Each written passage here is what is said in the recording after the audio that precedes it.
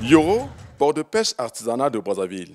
C'est aussi la gare fluviale de ceux-là qui, pour de multiples raisons, se rendent soit dans les villages situés dans le pôle Malébo, soit s'approvisionner dans le bateau, soit encore pour des touristes et agents de l'État en service à la sous-préfecture de l'île Mbamou. Je vais à l'île Mbamou pour découvrir un peu ce paysage. J'ai entendu parler de ça, donc en tant qu'écologiste, il est important pour moi d'aller visiter, voir ce qui se passe là-bas et rentrer. Donc je fais un aller-retour.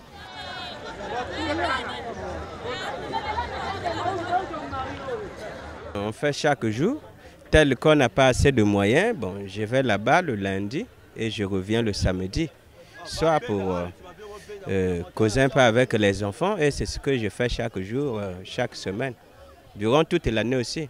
On estime environ 20 pirogues motorisées qui assurent quotidiennement la navette entre Brazzaville, l'île Mbamou et vice-versa.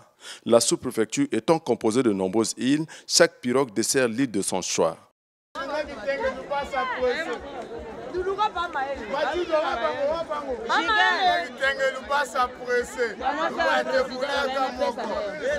Tous les amateurs ne vont pas dans un même ligne. Alors les autres, ils ont des petites lignes. Par exemple, l'île Mbamou. L'île Mbamou a plusieurs tranchées. Il y a des pinanciers qui vont vers Lubasa, vers Kitenge, vers Chinois, vers Lisanga, autrement dit Moulamou Tomamoutou Ngombe, vers Nzete Moko, vers Mundonga. Donc il y a plusieurs itinéraires. C'est eux qui travaillent tous les jours. Parce que les habitants qui habitent dans les îles, ils ont le devoir de venir à Brazzaville, venir faire le marché, faire les achats par rapport à leur quotidien. Bon, mais nous c'est dès l'arrivée du bateau. Un mode de transport informel certes, mais qui rend cependant d'énormes services à la population. Je félicite beaucoup leur courage et le travail qu'ils font. Ils sont en train de nourrir les Brazzavillois parce que c'est des commerçants qui sont en relation avec des pêcheurs. Ils traversent, ils achètent des poissons et tout autre, des vivres, il n'y a pas que les poissons.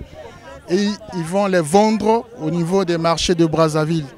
Donc ce sont des gens qu'on doit respecter. Il faut un grand travail pour le pays. Toute la journée, c'est le va-et-vient des pirogues qui desservent l'île en donnant ainsi l'impression des autocars nautiques.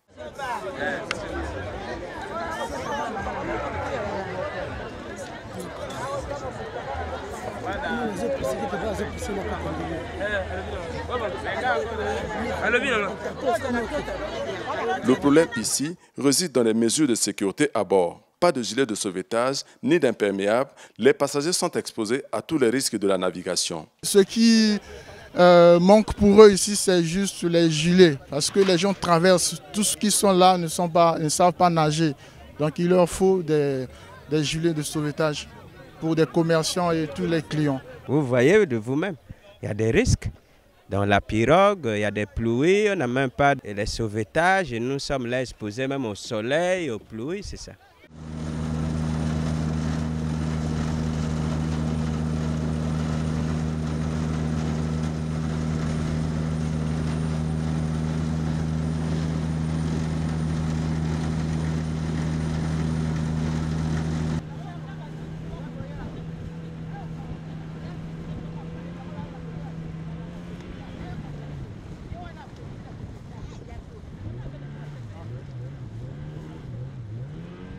Insécurité à bord, risque d'intempéries, dans un secteur où l'État a abandonné au privé, ses fonctionnaires et commerçants n'ont qu'un seul choix.